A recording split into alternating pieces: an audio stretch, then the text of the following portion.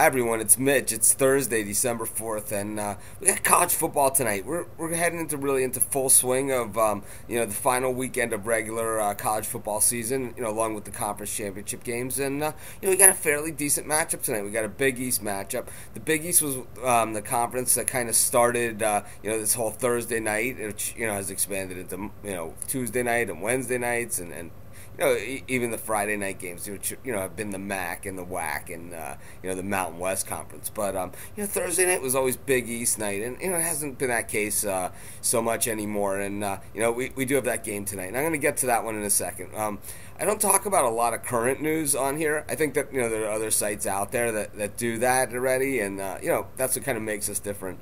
And I think those sites do a great job at that. I think ESPN and CBS Sportsline and Fox Sports and all those other big guys. I think they do a great job at reporting the news. They get a hold of it a lot faster than the rest of us, and that's what they're there for. And we don't even try and compete with them or even pretend to be on that sort of level when it comes to breaking news. But story I did want to talk about just real briefly: Tommy Tuberville out in Auburn. Third SEC job opening so far this year. Sylvester Croom stepped down. Of course, Phil Fulmer, was ousted at Tennessee, has already been replaced by Lane Kiffin. And now Tommy Tuberville ousted at Auburn after beating Alabama 6 straight times, losing this year for the first time in 6 years. He beat Alabama in the Iron Bowl, their arch rival, 6 times in a row. Had a 13-0 perfect season where he kind of got ripped off from the national title game not too long ago. This guy's won 5 out of his last 6 bowl games, 1 bad season, and he's gone in the SEC. Times are tough, and I don't know how they're going to replace him so easily when Notre Dame can't even find a decent replacement for Charlie Weiss, that they're going to keep him around for another year. And believe me, folks, it has nothing to do with the money over at Notre Dame. Eating Charlie Weiss's contract is nothing for someone that has their own TV contract the way Notre Dame does. In any event, I'm going to move on from that. It's something that you guys might want to look into. There's probably some great articles out there, just questioning what exactly is Auburn doing, because I haven't read too much on this subject, but I'm going to guess that that's what most people are going to be saying, because, wow, 1 bad season. He tried an experiment with a new offensive coordinator, and he's gone. It's, most teams, they beat their rival 6 out of 7 times. They have a perfect season. They win every bowl game they're in.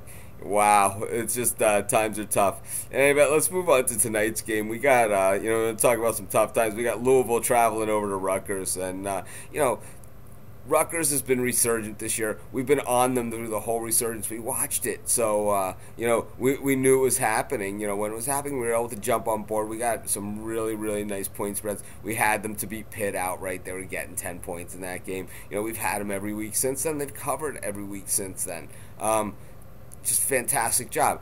Not 100% sold on Mike Teal at quarterback, but Schiano, being the great head coach that he is, he's worked his way around some of those things. Some of Mike Teal's, maybe where his points where he's not such a strong player.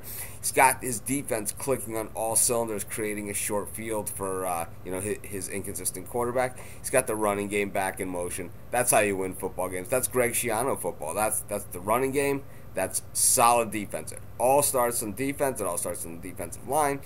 Just traditional hard-nosed football. Louisville, Cragthorpe, another guy who I think maybe should be out of there, certainly a lot sooner than Tommy Tuberville.